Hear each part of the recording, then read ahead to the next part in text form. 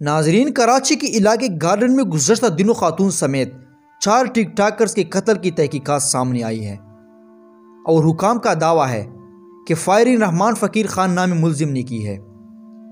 حکام کے مطابق رحمان کو تکنیک سمیت دیگر شواہد کی بنا پر مرکزی ملزم ظاہر کیا ہے۔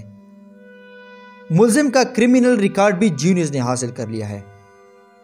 ریکارڈ کے مطابق وہ عادی جرائم پیشہ ہے جس کے خلاف انسداد، دہشت گردی، قتل اور بچے سے زیادتی سمیت کئی سنگین مقدمات درج ہیں۔ وہ ایک بار گرفتار بھی ہو چکا ہے۔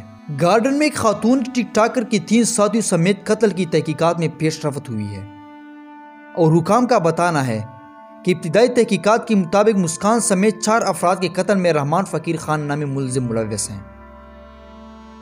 حکام کے مطابق تکنیکی شواہدات اور مقتولین کے ورثاء کے بیانات سے اس شبے کو تقویت ملتی ہے کہ فائرنگ رحمان فقیر خان نے کی ہے اور واردات کے بعد سے وہ موبائل فون بند کر کے غائب ہو گیا ہے۔ حکام کے مطابق ملزم عادی مجرم ہے اور لانڈی شیرپاؤ کالونی کا رہائشی ہے۔ اس کے خلاف قائد آباد سمیت دیگر تھانوں میں کئی مقدمات درج ہیں۔ یہ مقدمات استنادی دہشت گردی، پولیس اہلکاروں پر حملوں اور پولیس مقابلوں سمیت سنگین الزامات کے تحت درج ہیں۔